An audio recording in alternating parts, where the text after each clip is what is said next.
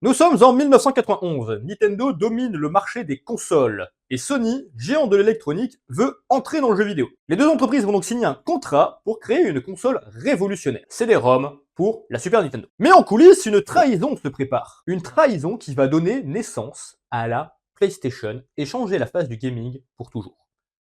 Aujourd'hui, on vous raconte l'histoire de la plus grande rivalité du jeu vidéo.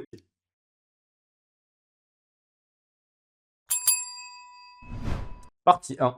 L'alliance ratée. Tout commence avec Ken Kutaragi, un ingénieur de Sony qui croit au potentiel du CD-ROM pour les jeux vidéo. Il propose à Nintendo de développer un lecteur CD pour la Super Nintendo.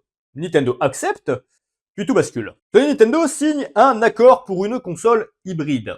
SNES d'un côté, plus un add-on qui lie les CD-ROM. Et là, coup de théâtre. Nintendo annule purement et simplement le contrat en secret et s'allie avec Philips. Ouais, les mecs qui font des rasoirs là à côté. La réaction de Sony ne s'est pas fait attendre. Furieux, Kutaragi décide de créer sa propre console. Et ainsi naquit la PlayStation. Partie 2. La naissance de la PlayStation. Nous sommes donc en 1994 et Sony lance la PlayStation. Une console puissante, moderne et destinée aux adultes. Tout le contraire de Nintendo, qui lui va miser sur un public plutôt familial. Le marketing sera agressif. Nintendo cible les adolescents et les jeunes adultes, avec des jeux comme Tekken ou Final Fantasy VII par exemple. Et le succès en sera plus que fulgurant. La PlayStation se vendra à 100 millions d'exemplaires, tandis que Nintendo peine avec sa Nintendo 64.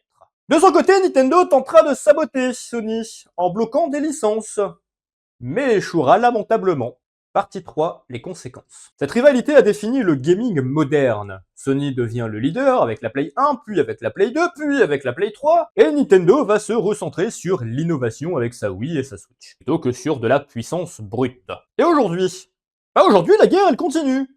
Mais Sony et Nintendo arrivent à coexister entre guillemets. Même si Sony domine toujours les ventes, on va pas se mentir. En conclusion, sans cette trahison, la PlayStation n'existerait pas, et sans la PlayStation, pas de God of War, d'Uncharted ou de The Last of Us par exemple. Alors finalement, merci Nintendo d'avoir trahi Sony. Dites-moi dans les commentaires, vous étiez plutôt team PlayStation ou team Nintendo dans les années 90? Et sur ceci, n'oublie pas d'activer la cloche pour ne pas rater les prochaines vidéos sur l'histoire du gaming. Abonne-toi et like cette vidéo si elle t'a plu. On se retrouve la semaine prochaine pour une nouvelle vidéo. Prends soin de toi, prends soin des gens que tu aimes, n'oublie pas de t'hydrater, et peace!